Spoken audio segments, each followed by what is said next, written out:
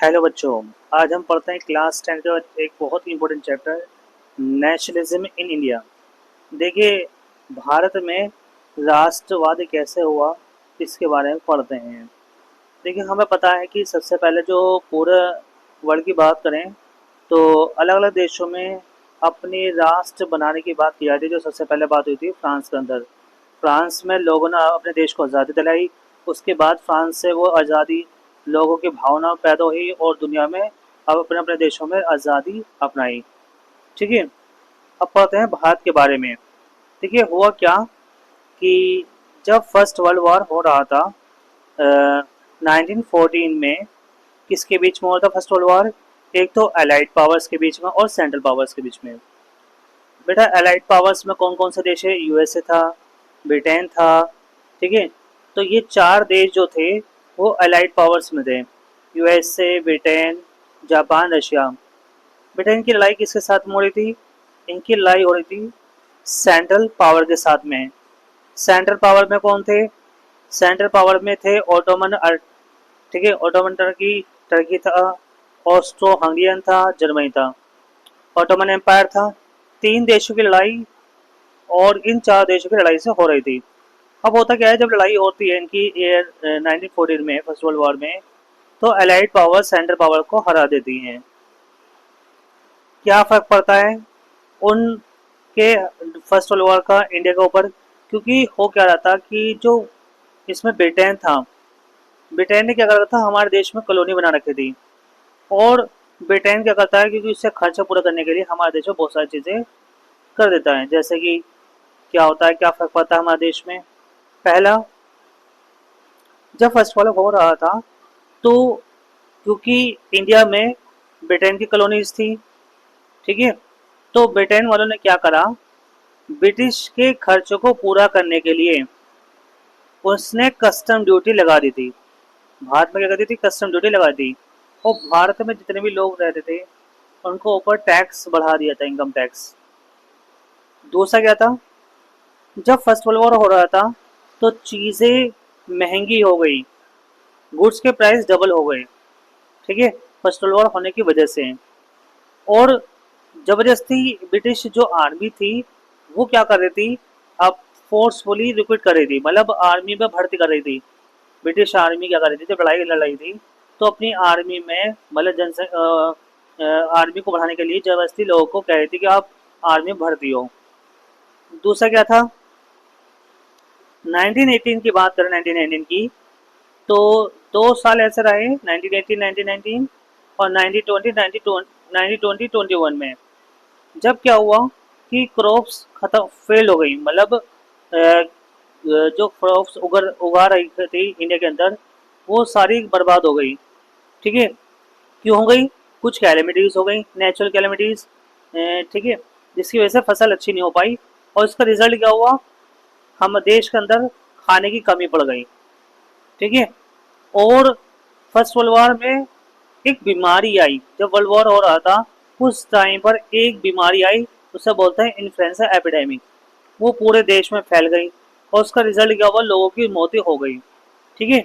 तो बेटा क्या हुआ, फर्स्ट वर्ल्ड वॉर के होने पर इंडिया में ये फर्क पड़ा, इनकम टैक्स बढ़ गया, कस्टम ड्यूटी बढ़ गई। ठीक है। और प्राइस कीमत डबल हो गई, गुड्स महंगे हो गए। और भारतीय लोगों को जबरदस्ती ब्रिटिश आर्मी में भर्ती किया जा रहा था और खाने की कमी पड़ गई और एक बीमारी फैल गई। ठीक है। अब सेंसस क्या बताता है कि 1921 में क्या होता है, ये सेंसस ये बताता है कि एज पर 1921 12 से 13 मिलियन पीपल डाइड। कम से कम 1 करोड़ 20 लाख से लेकर 1 करोड़ 30 लाख तक लोगों की डेथ हो गई।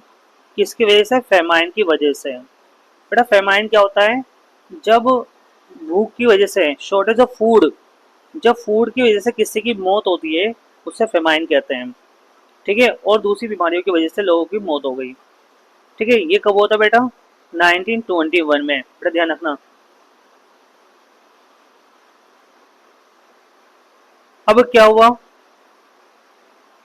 उसके बाद, फर्स्ट वर्ल्ड वॉर के बाद क्या हुआ बेटा, जब फर्स्ट वर्ल्ड वॉर था उसके बाद खिलाफत मूवमेंट था, नॉन कॉपरेशन मूवमेंट। खिलाफत मूवमेंट और नॉन कोऑपरेशन मूवमेंट क्या है ये पढ़ लेते हैं।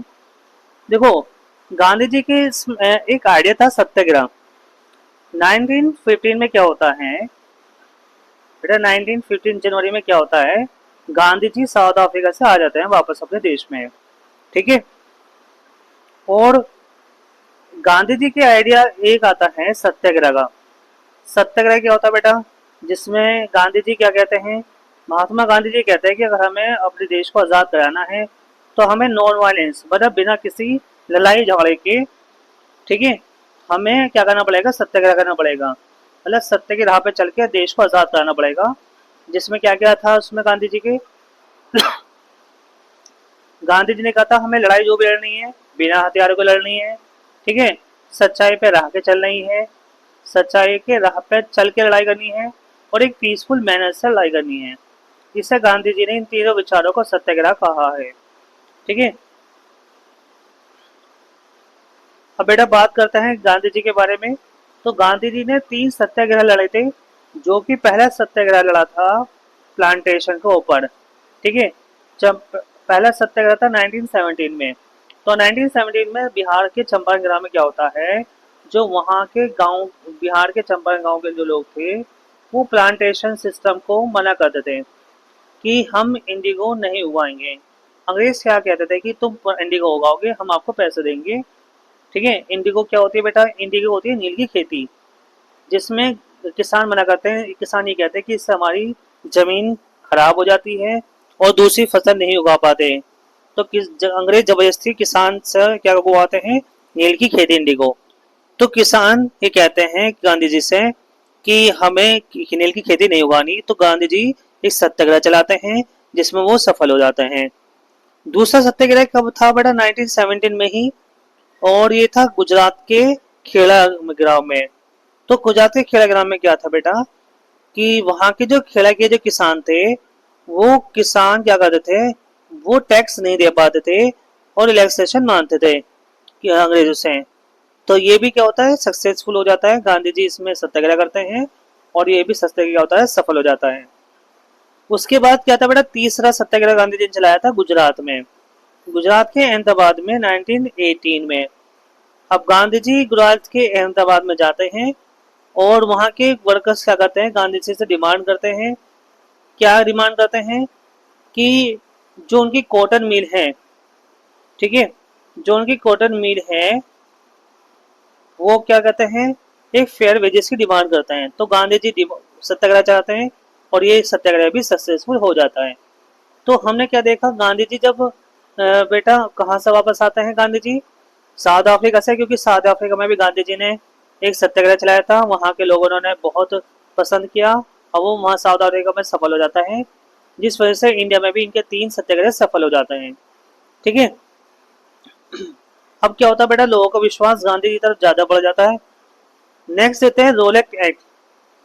अब क्या हुआ, फर्स्ट वर्ल्ड वॉर और खिलाफत मूवमेंट के बाद में हम बात करते हैं नॉन कोऑपरेशन में ही, रोलेक्ट एक्ट।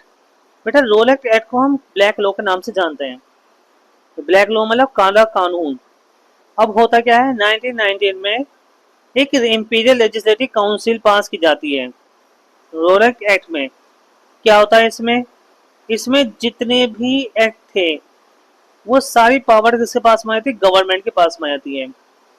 ठीक है, जैसे रिवोल्यूशन एक्टिविटीज, डिटेंशन विदाउट, अब इसमें क्या होता है, रोलेक्ट एक्ट में कहा जाता है अगर कोई भी रिवोल्यूशनरी एक्टिविटी होगी तो उसे हम क्या करेंगे, मतलब उस टाइम की जो सरकार थी, हम बिना ट्रायल के उसे जेल में डाल देंगे 2 साल के लिए।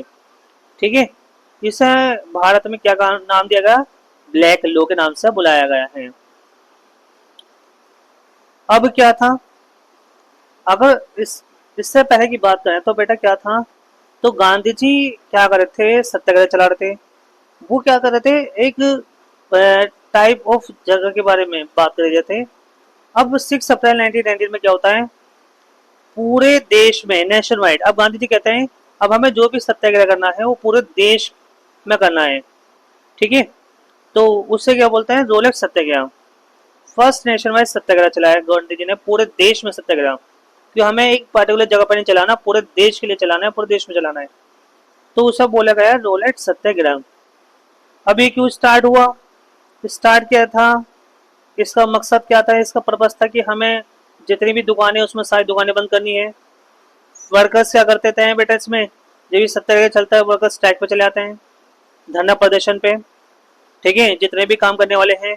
और लोग क्या करते हैं, रैलीज निकाल लेते हैं। तो पूरे देश में क्या होता है, गांधी जी के मतलब विचार के हिसाब से सत्याग्रह चल रहा था पूरे देश में। अब उसका रिजल्ट क्या होता है बेटा, अब क्योंकि अंग्रेज थे तो अंग्रेजों ने क्या करा, लोकल लीडर्स को अरेस्ट कर लिया जो सत्याग्रह चलाते। गांधी जी को दिल्ली जाने से मना कर दिया, दिल्ली, ठीक है। अब ये सब कौन कर रहे थे बेटा, ये अंग्रेज कर रहे थे। जो ब्रिटिशर्स थे वो कहते कि अगर हमें इन्हें कंट्रोल करना पड़ेगा, वरना क्या हो जाएगा बेटा, ये तो ओवर हो जाएंगे। तो 10 अप्रैल 1919 में क्या होता है देखते हैं। 10 अप्रैल 1919 की बात है। अमृतसर के ब्रिटिशर ने क्या कर रखा था, अमृतसर में एक मार्शल लॉ लगा रखा था, ठीक है। अब जनरल जो डायर था उसने क्या काम करा बेटा, मार्शल लॉ लगा रखा था। जनरल डायर ने क्या कर रखा था कि 10 अप्रैल को पुलिस ने अमृतसर में क्या करा, ये फायर्ड कर दिया। फायर मतलब गोली चला दी उन लोगों पर जो वहां पर क्या कर रहे थे बेटा, मिसालिकी का मेला लगा रहे थे, मनोरंजन कर रहे थे, ठीक है। ट्रिगर वाइसमेंट acted on bank, post office, railway. और उसके बाद क्या हुआ, जब ये पुलिस ने वहां पर फायर कर दिया तो उसके बाद लोगों ने क्या करा, बैंक लूट लिए, पोस्ट ऑफिस लूट लिए और काफी जगह। बात करते हैं 13 अप्रैल की। तो बेटा 13 अप्रैल 1919 में क्या होता है कि जलियांवाला बाग में एक बैसाखी का मेला आयोजित किया जा रहा था। लोग खुशी खुशी इस मेले में मनोरंजन कर रहे थे। अब लोगों को ये नहीं पता कि यहाँ पर ब्रिटिशर्स ने मार्शल लॉ लगा रखा था, ठीक है। उस दिन क्या हुआ, एक बहुत बड़ी भीड़ जलियांवाला बाग में क्या थी बेटा, इकट्ठी हुई थी। कुछ लोग क्या कर रहे थे, कुछ लोग बेटा वहां पर क्या कर रहे थे, रिप्रेस कर रहे थे, मेजर्स कर रहे थे गवर्नमेंट के। और कुछ लोग वैसाखी का फेले क्या करते थे, जो वैसाखी का मेला था उसको एंजॉय कर रहे थे, ठीक है। कुछ लोगों को ये नहीं पता कि यहाँ पे मार्शल लॉ लगा हुआ है। अब होता क्या है उसके बाद, 13 अप्रैल में 1930 में जलियांवाला बाग में क्या होता है कि एक जो जनरल डायर है वो उस एरिया के अंदर आ जाता है, ठीक है, जहां बैसाखी का मेला लग रहा था। और उसके सारे जितने भी पॉइंट्स थे वो अंग्रेज से कहता है कि जनरल डायर उन सबको बंद करवा देता है। और जो भीड़ थी उस पर कहता है कि इन पर गोली चला दो। और उसमें होता क्या है, जो जनरल डायर ने कहा था जलियांवाला बाग में, उसमें कई सौ लोगों की मौत हो जाती है, ठीक है। तो 13 अप्रैल में क्या होता है 1930 में जलियांवाला बाग में, जिसे हम क्या बोलते हैं, जलियांवाला बाग मैसेकर, ठीक। अब बेटा उसका रिजल्ट क्या होता है, उसमें कम से कम 1800 लोगों की मौत हो जाती है, ठीक है। कब, जब जलियांवाला बाग में जब लोग मनोरंजन कर रहे थे वैसाखी मेले में। किसकी वजह से होती है बेटा, ये जनरल डायर की वजह से। अब रिजल्ट क्या होता है, जब लोगों को ये पता लगा कि वहाँ मतलब लोगों की मौत हो गई, तो बहुत सारी जगह क्या होता है, जो मैनी नॉर्थ इंडियन टाउन्स हैं वो धरने पे चले जाते हैं, क्लैशेज हो जाती है, लड़ाई हो जाती है। और गवर्नमेंट की जितनी भी बिल्डिंग्स हैं उन पर क्या कर देते हैं, अटैक करने स्टार्ट कर देते हैं, ठीक है।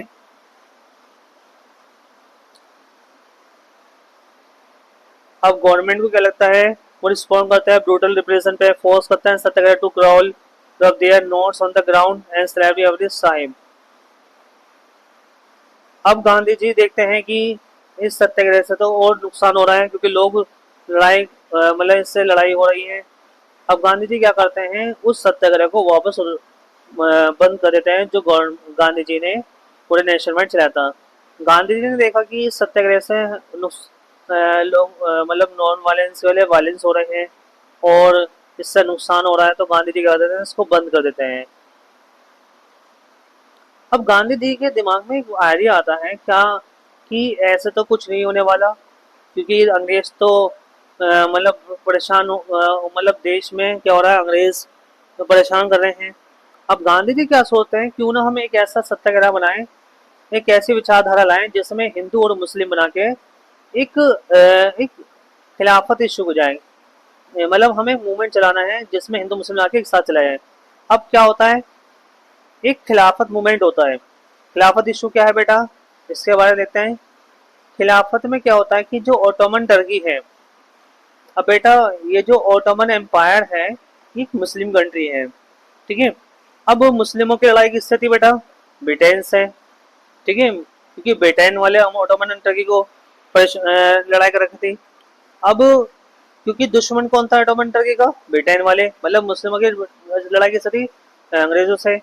तो गांधी जी सोचते हैं क्यों ना हम जो जिनको क्यों ना हम क्या कहते हैं खिलाफत मूवमेंट बना लें, क्यों ना हम मुस्लिमों को भी अपने साथ ले आए, जिससे बहुत बड़े लेवल पर हम क्या करेंगे, अंग्रेजों के खिलाफ क्या करें, लड़ाई स्टार्ट करेंगे।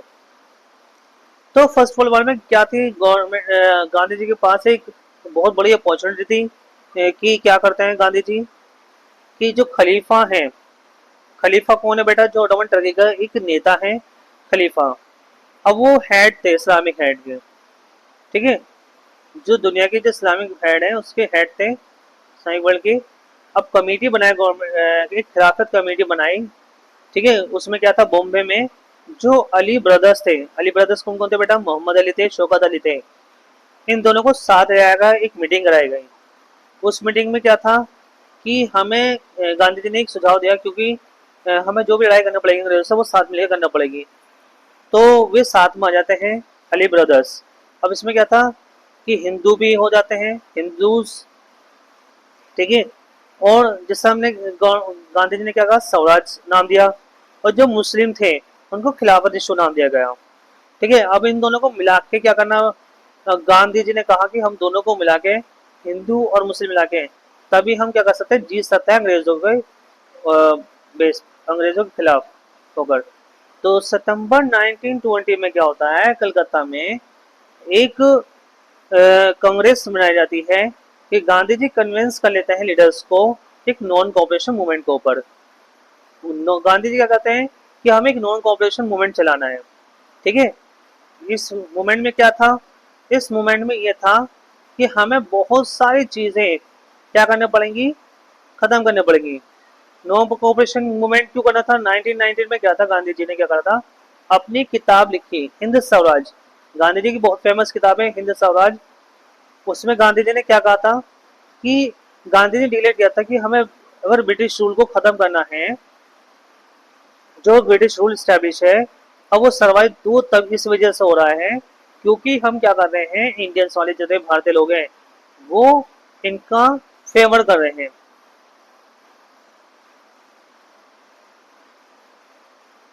क्या कर रहे हैं। क्योंकि अगर हम देखें, गांधी जी बता रहे हैं अपनी किताब के अंदर, क्योंकि अगर हम बात करें ब्रिटिशर्स लोगों की, वो तभी स्टार्ट हुआ, वो तभी स्टैब्लिश हुआ, तभी सर्वाइव हुआ क्योंकि भारतीय लोगों ने अंग्रेजों को बहुत ज्यादा साथ दिया है। अब हमें क्या करना पड़ेगा, अगर हमें भारत को आज़ाद कराना है तो इंडियंस को रिफ्यूज करना पड़ेगा उनके साथ कोऑपरेट करने के लिए। ब्रिटिश रूल जो भी इंडिया में हुआ उसे खत्म करना पड़ेगा 1 साल के अंदर, ठीक है, ये गांधी जी ने बताया। अब क्या था नॉन कोऑपरेशन मूवमेंट में, नॉन कोऑपरेशन मूवमेंट बेटा क्यों करा, अब गांधी जी ने क्या करा कि अगर हमें नॉन कोऑपरेशन मूवमेंट करना है, क्यों करना है, क्योंकि इसके बहुत सारे स्टेज हैं। पहला, गांधी जी ने कहा कि हमें क्या करना पड़ेगा, अपने टाइटल्स को सरेंडर करना पड़ेगा जो गवर्नमेंट के अंदर हमें अवार्ड किए गए हैं, ठीक है। नॉन कोऑपरेशन का मतलब होता है त्याग देना। जितने भी ब्रिटिश सर्विसेज हैं, जैसे भारत के अंदर उस जमाने में सिविल सर्विस थी, ठीक है, IAS ऑफिसर थे, आर्मी थे, पुलिस थे, या कानून जितने भी वकालत थी, मतलब जितने भी स्कूल फॉर गुड, इन सभी को हमें क्या करना पड़ेगा, छोड़ना पड़ेगा, बायकॉट करना पड़ेगा, ठीक है। तीसरा क्या था, इस केस में क्या था कि जितने भी सिविल डिसोबेंड हमें वो चलाना पड़ेंगे ताकि अंग्रेज यहाँ से देश से बाहर किए जा सके, ठीक है। तो ये 3 चीज थी। अब क्या होता है बेटा, तो मैंने जितने भी बहुत सारे कांग्रेस के जो मेंबर्स थे वो क्या कर देते हैं, वो बायकॉट कर देते हैं इस इलेक्शन में। वो क्या सोचते हैं कि अगर हम जीत गए इस इलेक्शन में तो हम पार्टी जीतने के बाद इसको हटा देंगे। तो 19 many Congress members were reluctant to boycott the council election scheduled for the 1920. It was only way to the gain some power. अब वो बेटा वही होता है कि कांग्रेस के बहुत सारे नेता क्या करते हैं, वो सोचते हैं कि इलेक्शन होंगे और इलेक्शन में होने के बाद हमारे पास बहुत सारी पावर आ जाएंगी और जिसकी वजह से हम क्या कर सकते हैं, हम बाइकआउट कर सकते हैं। ठीक है। अब क्या हुआ बेटा, ये पॉपुलर वॉयलेंस, बेटा क्या था ये, they fear that the movement might lead to the popular violence. अरे वायलेंस में चला गया। अब क्या होता है बेटा, जब ये सफल नहीं हुई थी गांधी जी ने एक मीटिंग और बुलाई 19 दिसंबर 1920 में। इसमें क्या होता है, नागपुर में कांग्रेस सेशन होता है जिसमें ये तैयार हो जाते हैं लोग। अब क्या था नॉन कॉपरेशन मूवमेंट बेटा, एक तो नॉन कॉपरेशन मूवमेंट था, गांधी जी दो मूवमेंट एक साथ चलाते हैं, एक तो नॉन कॉपरेशन मूवमेंट और एक खिलाफत मूवमेंट। ठीक है, जो 1921 में स्टार्ट होता है जनवरी से।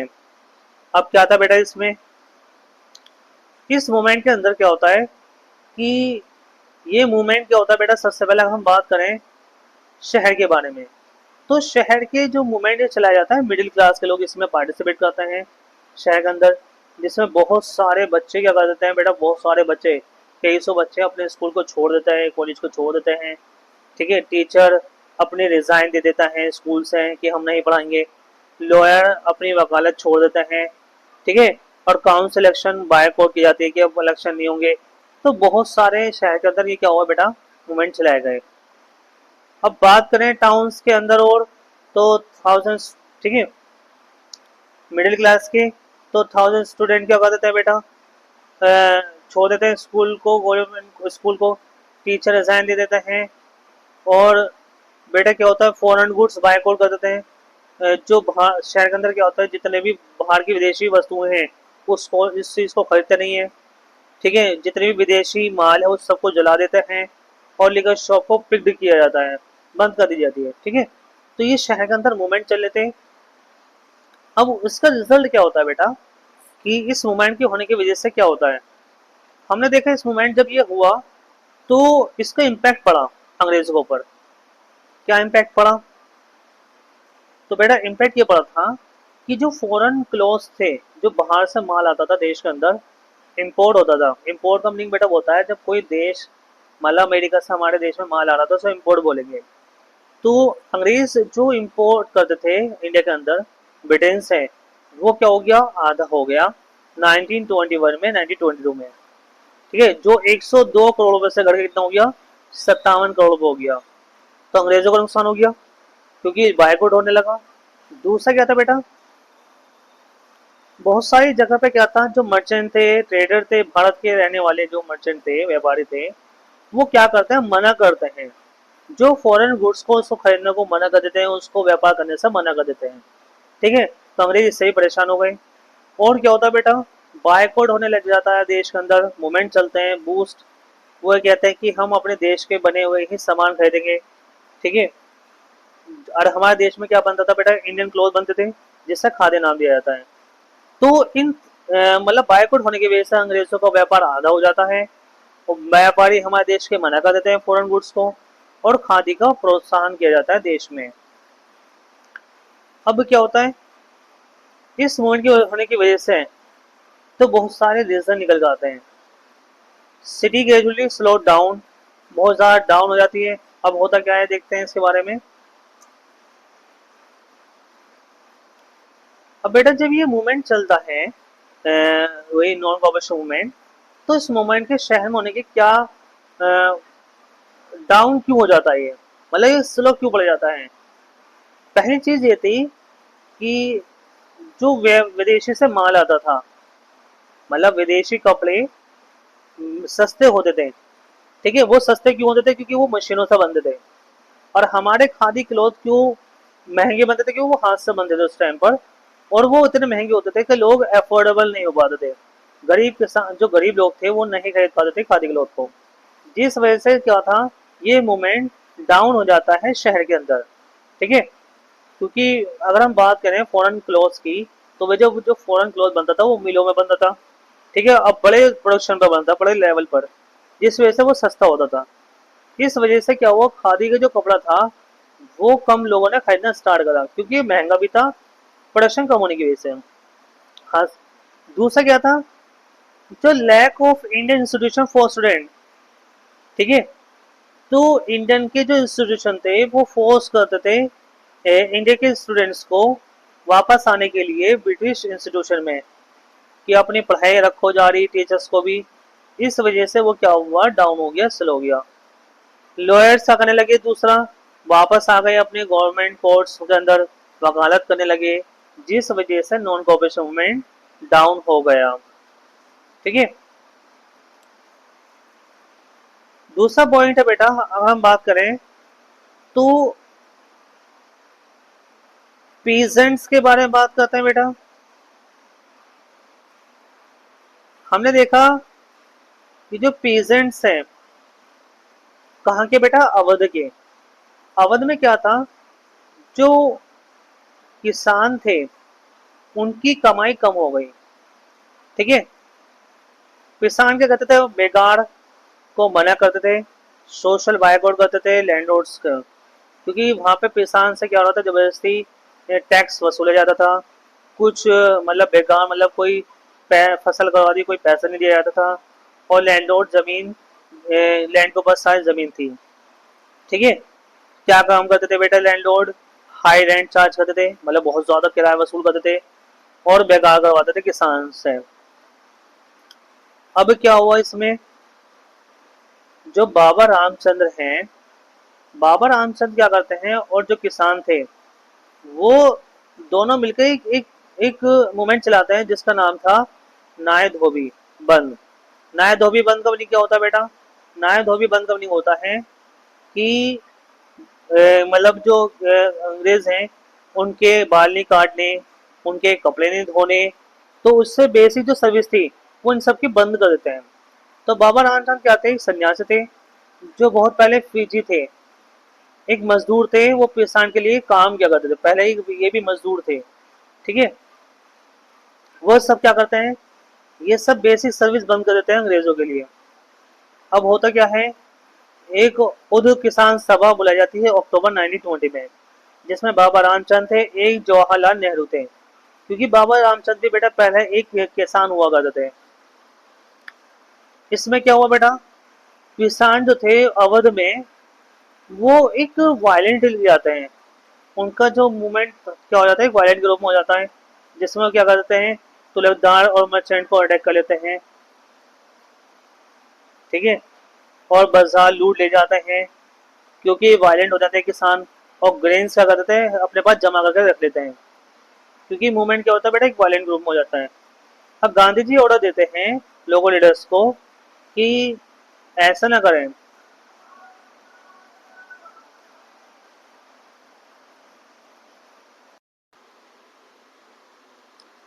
अब क्या होता है बेटा, तो हमने देखा ये जो मूवमेंट था, लोग क्या करते हैं, डिफरेंट स्टैंड करते थे मूवमेंट की तरफ। रेबिलियन द कंट्री साइड, पूरे देश में क्या होता है, रेबिलियन चल जाता है, जिसमें क्या होता है, जो जंगलों में रहने वाले लोग होते हैं उसे ट्राइबल बोलते हैं। तो ट्राइबल भी क्या होता है बेटा, पार्टिसिपेट करते हैं, क्योंकि ट्राइबल के लोग भी परेशान थे अंग्रेज़ों से, क्योंकि अंग्रेज़ क्या करते हैं, जो जंगल थे उन्हें ख़त्म करते रहते हैं, गर्दन काट देते हैं, क्योंकि ट्राइबल लोग क्या होते हैं, जंगल से ही खाने लेते हैं, ठीक है, क्योंकि जंगल में रहने वाले को ट्राइबल पॉपुलेशन बोलते हैं। तो वो भी इनसे परेशान थे। अब क्या होता है कि स्ट्रिक्ट फोर्स कानून बनाया जाता है, जंगल कानून बनाया जाता है, फॉरेस्ट लॉ। उसमें क्या था, जैसे गोडाम हिल्स है, आंध्र प्रदेश है, तो ब्रिटिश क्या करते हैं, प्रिवेंट करते हैं ट्राइबल्स को कि वो फॉरेस्ट में न जाएं, ठीक है, फॉरेस्ट टू ग्रेज कैटल, क्योंकि फॉरेस्ट में क्या करते हैं, वो कैटल को चरवाते हैं और फ्यूल वूड लेते हैं, फूड लेते हैं, क्योंकि जितने भी ट्राइबल लोगों का जो लाइवलीहुड है वो किस पर डिपेंड था बेटा, जंगल के ऊपर।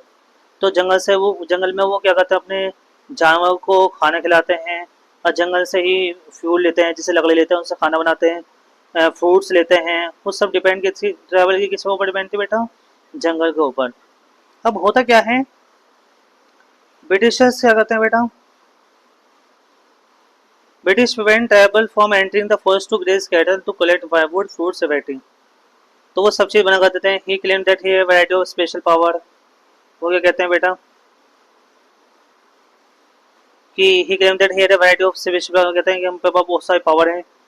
तो गांधी जी को बुलाते हैं और रिस्पेक्ट करते हैं कि इंडिया की जो लिबरेशन है वो फोर्स करती है नॉट नॉन वायलेंस। वो कहते हैं कि हमें जो भी लड़ाई करनी है इसे नॉन वायलेंस में। तो 1920 में एक मूवमेंट चलता है जिसका नाम है गुरिल्ला। अब इसमें क्या था बेटा, इसमें जो राजू था, ठीक है, उसे बंधक बना लिया जाता है, पकड़ लिया जाता है 1924 में। और वो एक हीरो के रूप में उभर के आया था क्योंकि वो किससे साथ दे रहा था, ट्रैवल का।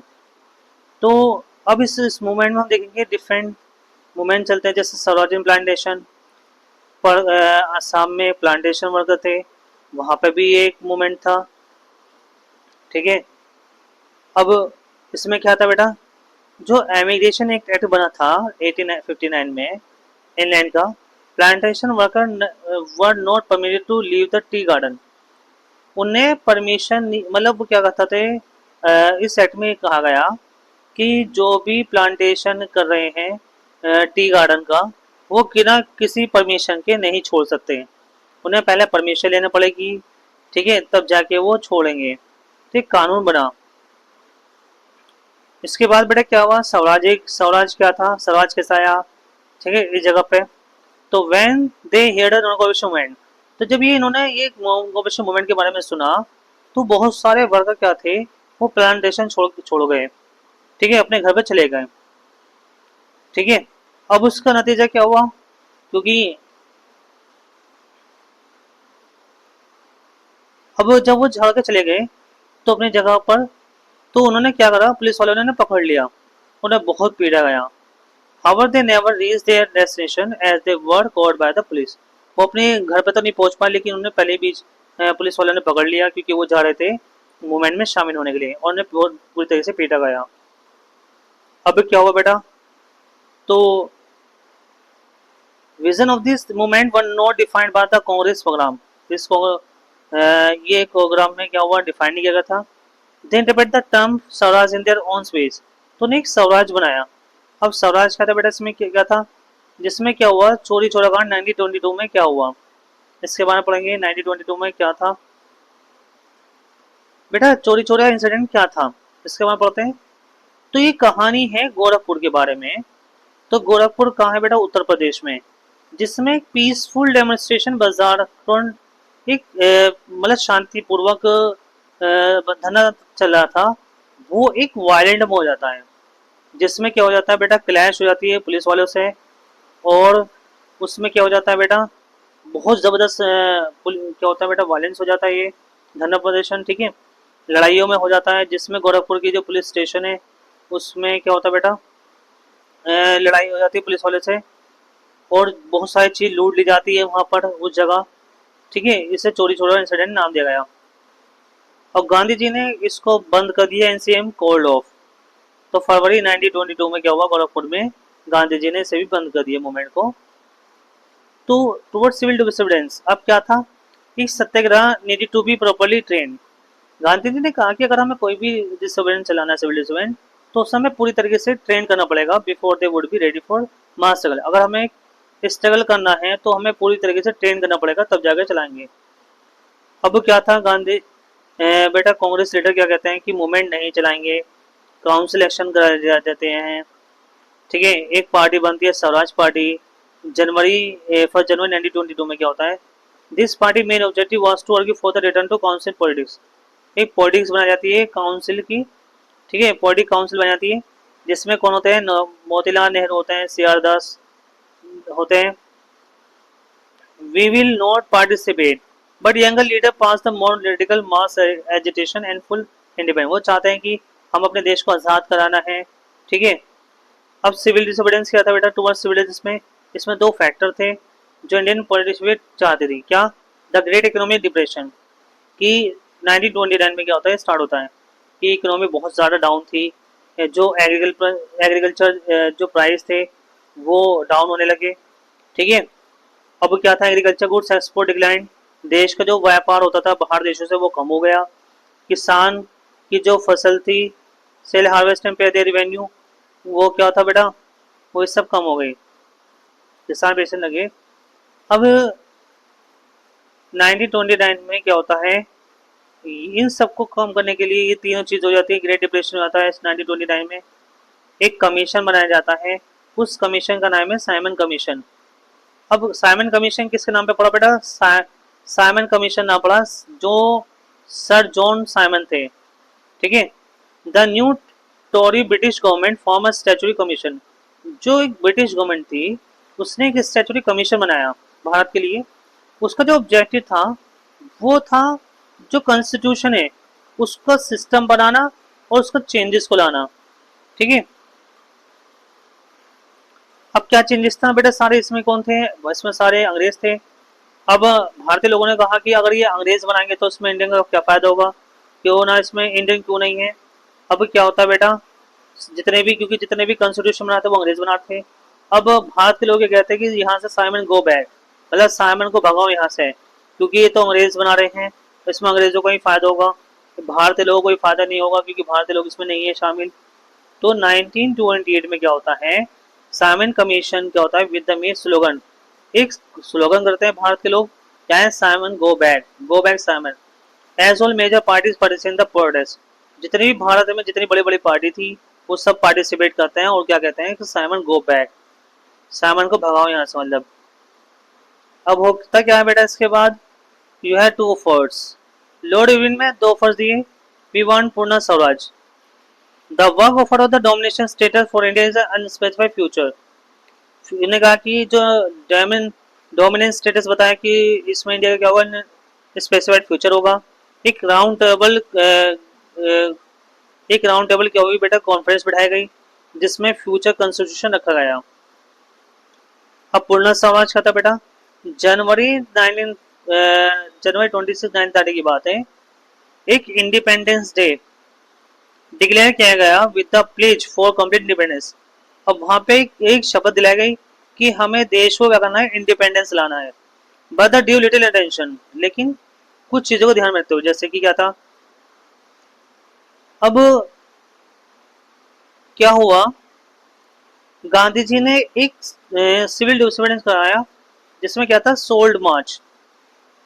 अब दो सत्याग्रह, दो मूवमेंट चले थे, एक सिविल डिसोबीडियंस, एक सोल्ड मार्च। अब सोल्ड मार्च का था बेटा, सोल्ड क्या होता है, सोल्ड होता है नमक, ठीक है, सोडियम जैसे क्लोराइड बोलते हैं। अब ये क्यों चलाया सोल्ड रिवोल्ट, सोल्ड मार्च क्यों करा गांधी जी ने, उस जमाने में क्या था, जो ब्रिटिशर्स थे उन्होंने क्या करा, जो सोल्ड था नमक, क्योंकि सोल्ड हर कोई कंज्यूम करता है चाहे वो गरीब हो या मालदार, उस पर क्या कर दिया, बहुत ज्यादा टैक्स लगा दिया। जो कॉलोनियल गवर्नमेंट थी उस जमाने की, ब्रिटिशर्स गवर्नमेंट थी, उन्होंने क्या करा, जो बेसिक नीड के जो गुड्स हैं सोल्ड, उस पर टैक्स लगा दिया ज्यादा, ठीक है। और गवर्नमेंट क्या करती थी, उसके प्रोडक्शन पर मोनोपोली पावर करती थी। मोनोपोली कब नहीं होता, सिंगल, कि पूरे देश में एक ही गवर्नमेंट बनाती थी ब्रिटिश। तो गांधी जी इसके खिलाफ हो गए। क्या था, अब गांधी जी ने 31 जनवरी 1930 में क्या करा, 13 डिमांड रखी, सॉरी 11 डिमांड रखी अंग्रेजों के पास में, ठीक है।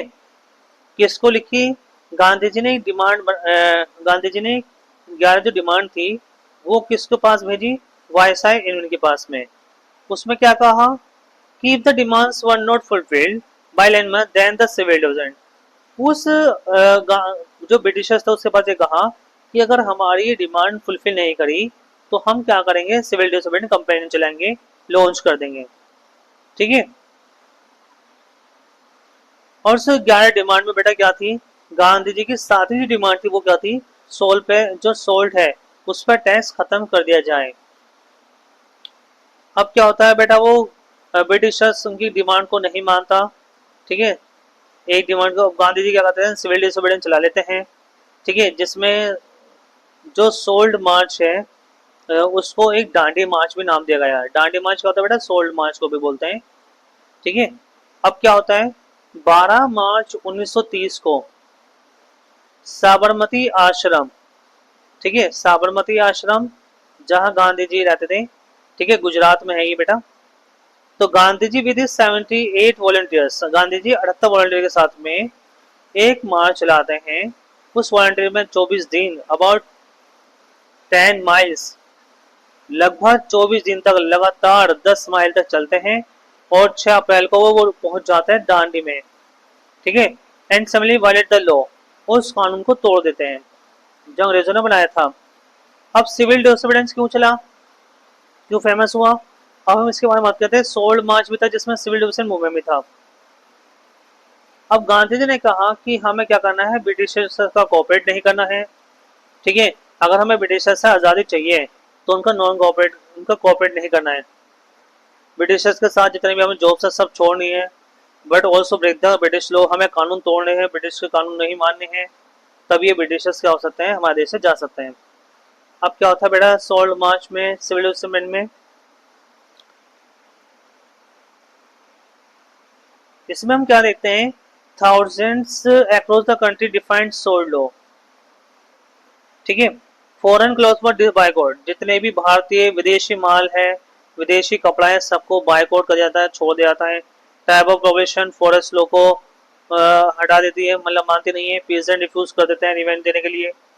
पीसेंट किसान कहते हैं कि हम टैक्स नहीं देंगे, जो हम किसान खेती करते हैं, सब चीज़ होने लग जाती है देश के अंदर। अब होता क्या है, जो अंग्रेज थे वो क्या करते हैं, क्योंकि ये क्या चल रहा था, मूवमेंट चल रहा था, तो जो कॉलोनियल गवर्नमेंट है, ब्रिटिश गवर्नमेंट, वो कांग्रेस लीडर को अरेस्ट कर लेती है, ठीक है। जिसमें बहुत जगह क्या होता है बेटा, वायलेंट हो जाता है, क्लैशेस हो जाता है। तो 1930 में क्या होता है, अप्रैल में अब्दुल गफ्फार खान को अरेस्ट कर लिया जाता है, जो महात्मा गांधी जी, उसके बाद जो महात्मा गांधी को फॉलो करते थे, और भारत में लगभग 1 लाख लोगों को अरेस्ट कर लिया जाता है, ठीक है। ये सब कौन करता है बेटा, कॉलोनियल गवर्नमेंट। गांधी जी को भी अरेस्ट कर लिया जाता है। अब होता क्या है, 5 मार्च 1931 में गांधी जी ने इरविन के साथ में एक मीटिंग बिठाई। गांधी जी इरविन को एक मीटिंग बुलाते हैं, गांधी जी कहते हैं, कंसर्न दिलाते हैं एक राउंड टेबल पर, कि लंदन में कि जो पॉलिटिकल प्रिजनर हैं उन्हें छुड़ा लिया जाए, ठीक है। गांधी जी बहुत डिसअपॉइंट हो जाते हैं, politicals were still behind bars. Gandhi ji को टेंशन नहीं होती क्योंकि जितने पॉलिटिकल लीडर्स हैं वो सब जेल के अंदर बंद हैं। The Congress had been declared illegal, और कांग्रेस को लीगल कर दिया जाता है उस जमाने में। अब क्या होता है, जो मालदार किसान है, बड़े बड़े किसान हैं, ठीक है, जो गुजरात के पाटीदार हैं, ठीक, और जाट है उत्तर प्रदेश के, ये क्या काम करते हैं बेटा, कमर्शियल क्रॉप्स उगाते थे। दे वर severely affected by the trade depression and falling price। इन्हें क्या होता है कि माल मतलब बिकता नहीं है, चीज़ें गिर जाती हैं, और ये क्या कहते हैं बेटा, जो इम्पॉसिबल टू पे द गवर्नमेंट रेवेन्यू डिमांड्स, जो गवर्नमेंट और टैक्स वसूला करते थे इन लोगों से, वो नहीं दे पाते। अब क्या होता है, लोअर द रेवेन्यू होने की वजह से these peasant become enthusiastic supporters of the civil defence. अब ये भी क्या होता है, जो किसान थे, बड़े बड़े मालदार जो थे, वो भी इस मूवमेंट में शामिल हो जाते हैं, ठीक है। They were disappointed when the movement ended in 1931 without revising revenue rates, ठीक, ये भी निराश हो जाते हैं। So the movement were launch, और दोबारा एक मूवमेंट चलाया जाता है 1932 में, जिसे बहुत सारे क्या होते हैं, रिफ्यूज कर देते हैं पार्टिसिपेट करने के लिए। देखिए, अब गरीब किसान के बारे में पढ़ते हैं। जो पुअर किसान था वो पहले से ही इस मूवमेंट में शामिल थे। The poor peasant work as a tenant, land rented from landlords, ठीक है। As the depression continued, small tenants struggle to pay rent. अब क्या था बेटा, खेती कमोडिटी, किसान क्या करते थे, छोटे छोटे किसान पे नहीं कर पाते थे रेंट, ठीक है, अंग्रेजों को। दे वांटेड टू पे द फॉर गिवन, वो चाहते थे कि उनका किराया माफ कर दिया जाए। तो the Congress was unwilling to support no rent, तो कांग्रेस ने सपोर्ट करा कि ना कोई रेंट नहीं देना, compare to word upsetting rich present landlords. इस वजह से ये क्या चला बेटा, मूवमेंट साथ में आए। अब हम बात करते हैं बिजनेस क्लास की।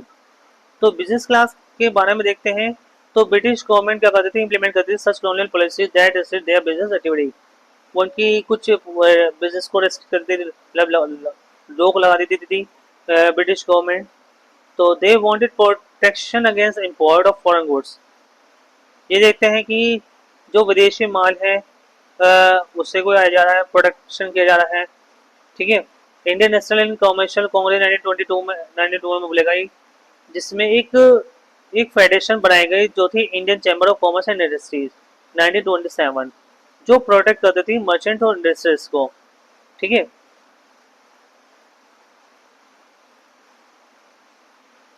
अब क्या था, industries support and funded the civil disobedience movement. इन्होंने भी सपोर्ट करने स्टार्ट कर दिया, इंडस्ट्रियलिस्ट ने इस मूवमेंट में शामिल हो गए, बॉयकॉट करने लगे इम्पोर्टेड गुड्स को, क्योंकि बाहर हमारे देश का माल विदेश में नहीं बिकता था। ठीक है। अब क्या था, पुरशोट तमदास तमदुदास एंड जीडी बिल्डर है।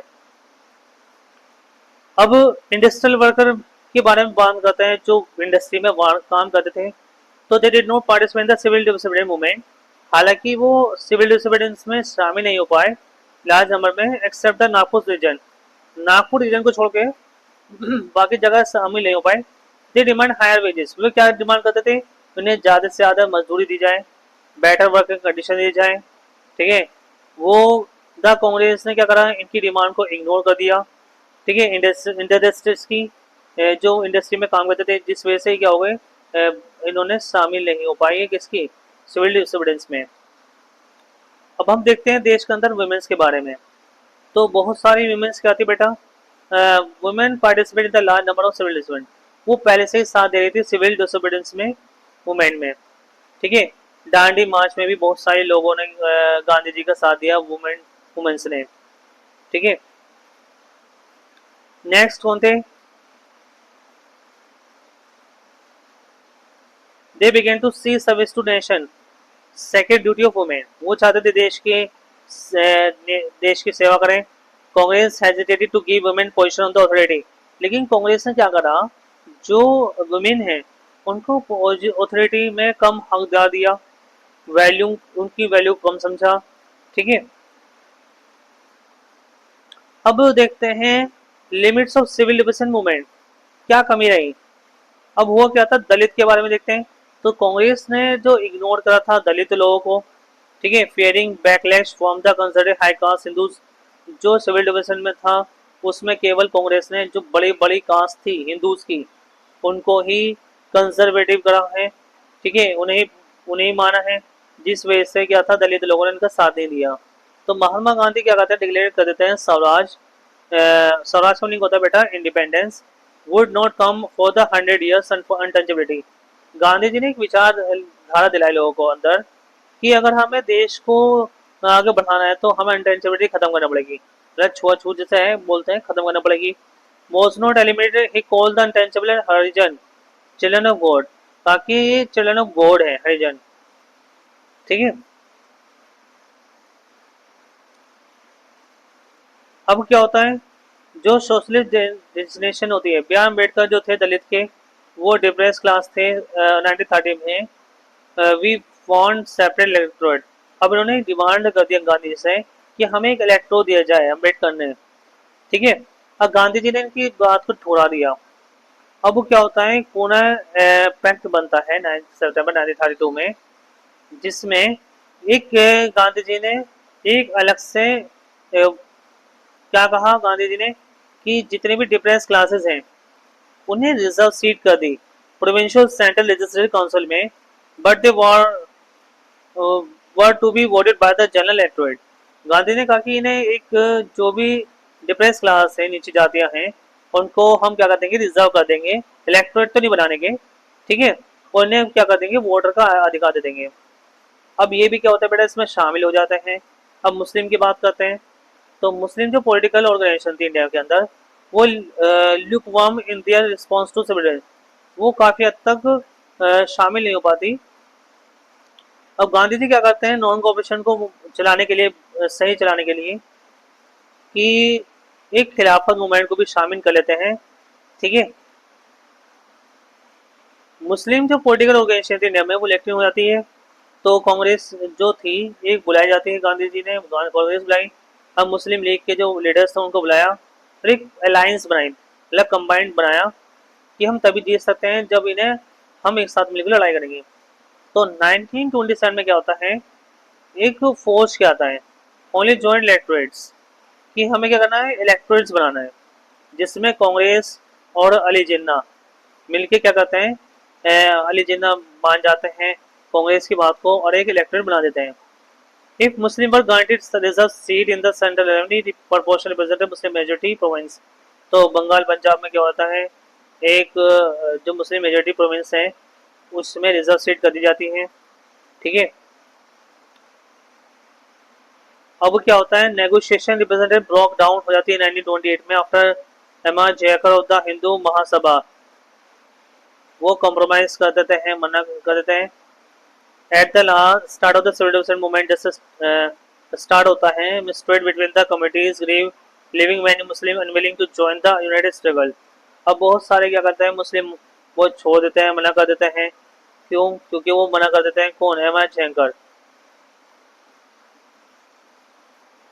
अब यूनाइटेड स्ट्रगल क्या है, at the time the people India had to single vision, India के जो अंदर था वो केवल एक ही विजन देखते हैं, टू फ्री कंट्री, कि हमें देश को आज़ाद करना है, किससे, ब्रिटिश लोगों से। ठीक है, जिसका मीनिंग था यूनाइटेड द पीपल। अब हमें देश को क्या करना है, एक यूनाइटेड पीपल बनाना है जिसमें बहुत सारे कल्चर प्रोसेस देखने होते हैं। People gradually begin relating with their culture, बहुत सारे कल्चर, कुछ लोग कहानियाँ से, कुछ लोग सॉन्ग से, कुछ लोग रिलीजियस लैंग्वेज से यूनाइटेड करते हैं, लोगों को एक बनाते हैं, जिसमें रविन्द्रनाथ टैगोर थे। ठीक है, अब इसको एक साथ कैसे लाया जाए, मतलब जिसे हम बोलते हैं कलेक्टिव बिलोंगिंग्स, जिसमें हम देखते हैं फिगर इमेजेस। कुछ लोग क्या होता है 1819 की बात करें सेंचुरी, आर्टिस्ट क्या करते हैं, नेशन थ्रू करते हैं लेजीज पिक्चर बना के। 20th सेंचुरीज में क्या होता है, बंकिम चंद्र चटर्जी उपाध्याय ने भारत माता का पहली इमेज बनाई। ठीक है, और एक वंदे मातरम गाया। Rabindranath Tagore famous painting of Bharat माता 1950, तो 1905 में क्या हुआ था कि जो भारत माता की पिक्चर बनाई 1905 में, जो क्या थी, एक ऐसी अच्छी फिगर थी जिसमें कार्ल कंपोज डिवाइन स्पिरिचुअल। ठीक है, अब सिंबल ऑफ फ्लैग क्या था भारत का, जब देश आजाद के लिए क्या गया था, सिंबल बनाया, फ्लैग बनाया, जिसमें सारे चीज़ों को एक साथ समराइज कर, जिसे बोलते हैं सेंस ऑफ कलेक्टिव लिवनेस। ठीक है, जो पूरे देश को एक रिप्रेजेंट करता है।